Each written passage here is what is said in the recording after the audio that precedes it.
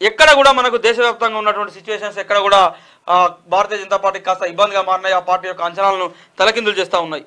అయితే ఇక్కడ ఇండియా కూటమికి సంబంధించి ఇక్కడ కన్యాకుమారి నుంచి కాశ్మీర్ వరకు రాహుల్ గాంధీ చేసినటువంటి పాదయాత్ర కొంతవరకు ప్రభావం చూపింది. ఎందుకంటే అక్కడ ఉన్నటువంటి సమస్యలు తెలుసుకుంటూ అక్కడ ఉన్నటువంటి ఏదైతే సమస్యలు ఉంటే ఆ సమస్యలను అడ్రస్ చేస్తూ రాహుల్ గాంధీ మాట్లాడడం. అంతకుముందు రాహుల్ గాంధీ పైన కొన్ని విమర్శలు ఉండే, ఆయన డైరెక్ట్గా వచ్చినటువంటి వ్యక్తి, డైరెక్ట్గా ఆకాశం నుంచి వచ్చినటువంటి వ్యక్తి అని చెప్పేసి ఉండే. అయితే అది కాకుండా ఇప్పుడు గ్రౌండ్ లెవెల్కి వెళ్ళి మొత్తం కూడా ప్రజల సమస్యలు తెలుసుకొని తర్వాత పాదయాత్ర చేయడం ద్వారా దేశవ్యాప్తంగా కొంతవరకు మార్పు వచ్చింది. ఆ మార్పు ఇప్పుడు ఇండియా కూటమికి అనుకూలంగా మారింది. ఆ నేపథ్యంలోనే ఈ సీట్లు అనేటువంటివి పెరుగుతున్నట్టుగా కనిపిస్తూ ఉంది. సో ఓవరాల్గా మనకు 150,000 ఓట్ల పైచిలకు మెజార్టీ దిశగా ఖమ్మం అసెంబ్లీలో, ఖమ్మం పార్లమెంట్లో కాంగ్రెస్ పార్టీ అభ్యర్థి దూసుకుపోతా ఉన్నారు. నల్గొండలో 120,000 పైచిలకు కాంగ్రెస్ పార్టీ యొక్క మెజార్టీ దాటింది. అదేవిధంగా తెలంగాణలో సికింద్రాబాద్లో దాదాపు 18,000 ఓట్ల పైచిలకు ఆధిక్యంలో భారతీయ జనతా పార్టీ కొనసాగుతూ ఉన్నది. ఇక హైదరాబాద్ సంబంధించి ఒక ఇంట్రెస్టింగ్ న్యూస్ అంతా ఉన్నది. మరి హైదరాబాద్ సంబంధించిన ఇంట్రెస్టింగ్ న్యూస్ ఎంతవరకు కరెక్ట్ ఏందని చూడాలి. సో హైదరాబాద్లో ఇప్పటి వరకు వచ్చినటువంటి రిజల్ట్స్ ప్రకారం బీజేపీ లీడ్లో కొనసాగుతుంది అన్నటువంటి ఒక సమాచారం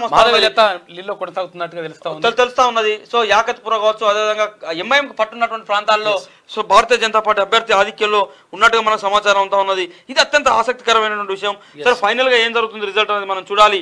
సో కాబట్టి తెలంగాణ రాష్ట్ర వ్యాప్తంగా వస్తున్నటువంటి రిజల్ట్స్ కాస్త కాంగ్రెస్ పార్టీకి ఊరటనిస్తున్నాయి. కాంగ్రెస్ పార్టీ మొత్తం ఇప్పటి వరకు 8 స్థానాల్లో ఆధిక్యం దిశలో కొనసాగుతూ ఉన్నది. భారతీయ జనతా పార్టీ 7 స్థానాలు ప్లస్ మాధవీలతం కలుపుకుంటే 8 స్థానాల్లో కూడా భారతీయ జనతా పార్టీ సో ఆధిక్యంలో కొనసాగుతూ ఉన్నది. ఇక మెదక్ సంబంధించి ఇంట్రెస్టింగ్ ఫలితం. సో రౌండ్లో బీఆర్ఎస్, మరో రౌండ్లో కాంగ్రెస్, ఓ రౌండ్లో బీజేపీ. ఈ ముగ్గురు అభ్యర్థుల మధ్య ఆధిక్యాలు తారుమారు అవుతా ఉన్నాయి. కాబట్టి ఏ పార్టీకి కూడా సరైనటువంటి మెజారిటీ కానీ స్పష్టమైన ఆధిక్యత లేదు.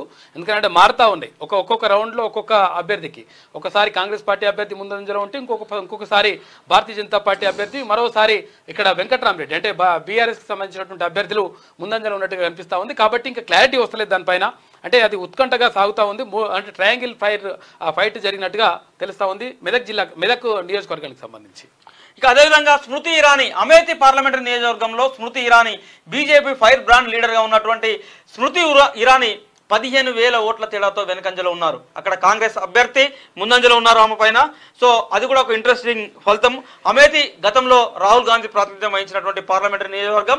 అక్కడి నుంచి ప్రస్తుతం బీజేపీ అభ్యర్థిగా గతంలో రాహుల్ గాంధీని ఓడించి జాయింట్ కిల్లర్గా పేరొందినటువంటి స్మృతి ఇరానీ ప్రస్తుత పార్లమెంటరీ ఎన్నికల్లో అమేథీ పార్లమెంటరీ నియోజకవర్గంలో కాంగ్రెస్ పార్టీ అభ్యర్థి చేతిలో ఓటమి దిశగా అడుగులు వేస్తా ఉన్నారు. సో